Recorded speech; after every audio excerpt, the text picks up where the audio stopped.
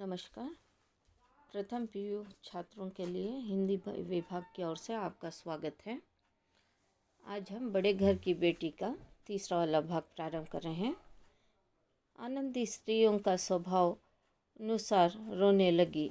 यहाँ पर पहले जिस तरह से श्रीकंठ जैसे शनिवार आते हैं तो यहाँ पर लाल बिहारी और उनके पिता कह देते हैं कि आनंदी की ज़बान बहुत है और वो अपने मैके की बात करती है। जैसे यहाँ पर श्रीकंठ अपने कमरे में आते हैं तो अपनी पत्नी पर क्रोध होते हैं, तीखे स्वभाव का प्रयोग करते हैं, तो उस समय उनकी पत्नी जो कुछ भी बीता बृहस्पतिवार वो सारा विवरण कर देती है। तो उस समय श्रीकंठ को बहुत क्रोध आने लगता है और वो सुबह होने की प्रतीक्षा करते हैं।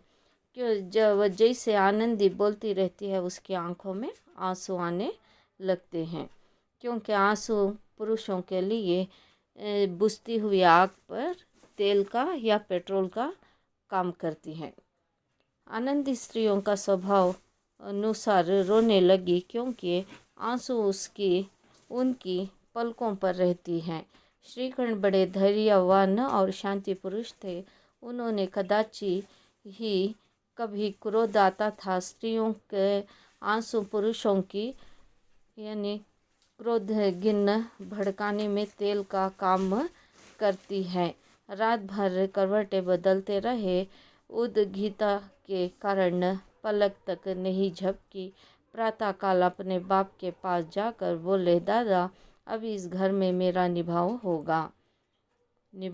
ना होगा। इस तरह से विद्रोह पूर्ण बातें करते पर श्रीकंठ ने कितना ही बार अपने कई मित्रों को आड़े हाथ लिया था, परंतु दुर्भाग्य आज उन्हें स्वयं वे ही बातें अपने मुंह से कहनी पड़ी। दूसरों को उपदेश देना भी कितना सहज। बेनी माधव सिन्हा घबरा उठे, बोले, क्यों?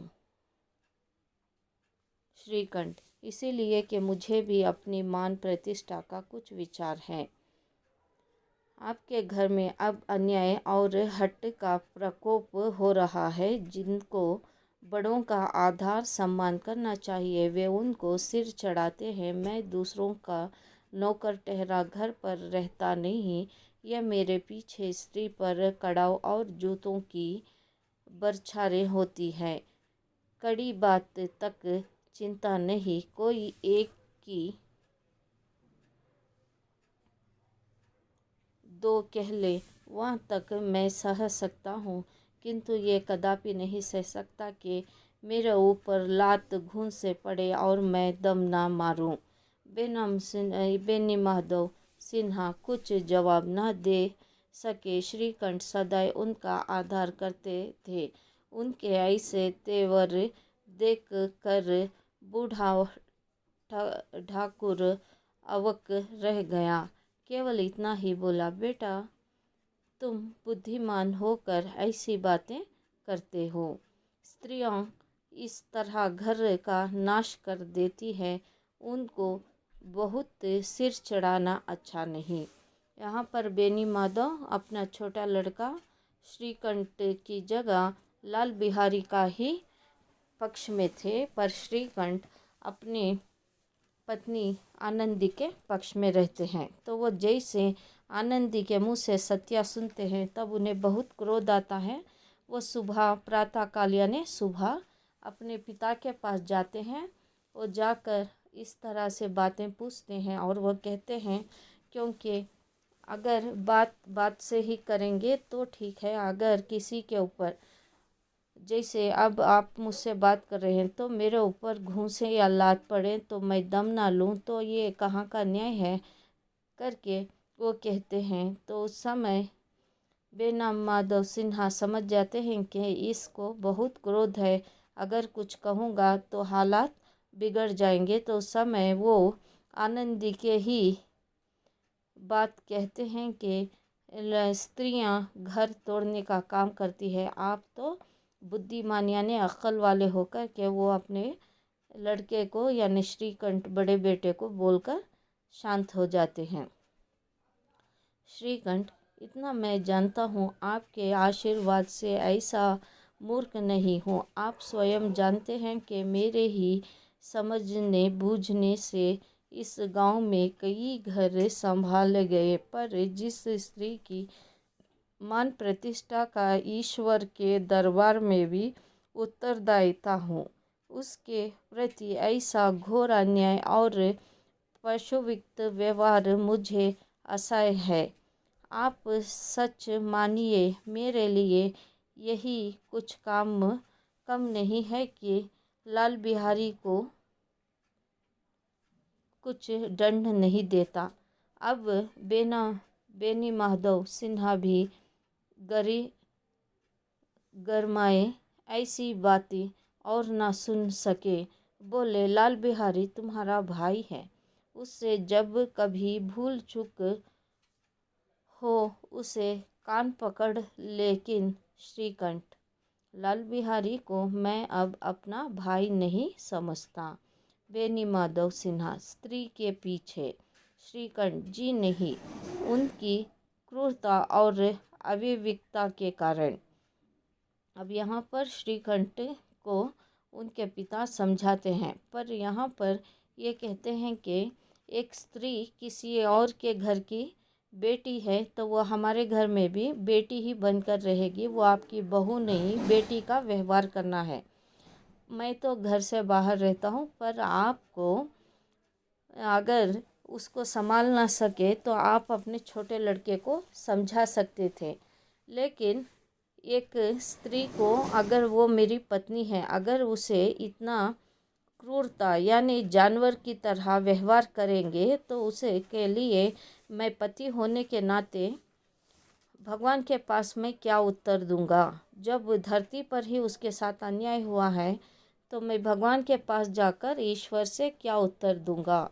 तो मैं अब ये ऐसा बुरा व्यवहार नहीं सह सकता और लाल बिहारी को कुछ दंड भी मैं देना नहीं चाहता करके, यानी उसे दंड का अर्थ है कोई भी उस पर मैं कुछ कहना ही नहीं चाहता या अपराध करना चाहता हूँ। बस मैं अब उसे अपना भाई नहीं मानता।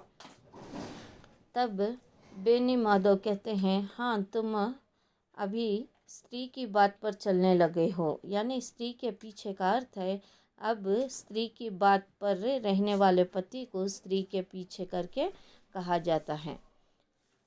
श्रीकंठ जी नहीं, उनकी क्रूरता और अविवेकता के कारण, यानी वो बेअक्ल है, यानी उसे बुद्धि नहीं थी। अगर उस समय वो अपनी साहस दिखाती तो मुझे कोई भय नहीं होता करके बोलते हैं। दोनों कुछ देर चुप रहे। ठाकुर साहेब लड़के का क्रोध शांत करना चाहते थे, लेकिन यह नहीं स्वीकार करना चाहते थे कि लाल बिहारी ने कोई अनुचित काम किया है।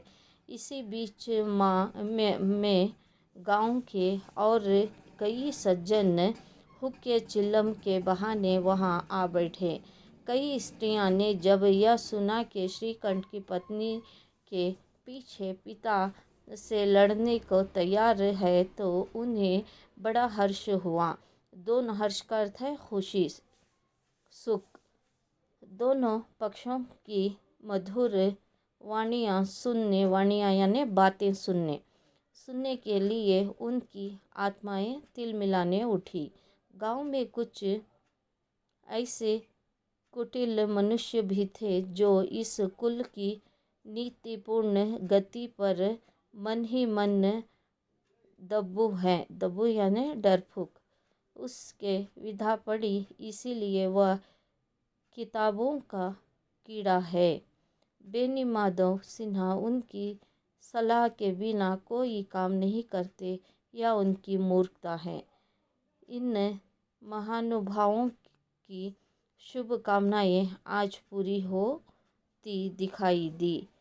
कोई हुक्का पीने के बहाने और कोई लगन की रसीद दिखाने आकर बैठ गए। लगान का अर्थ है टैक्स।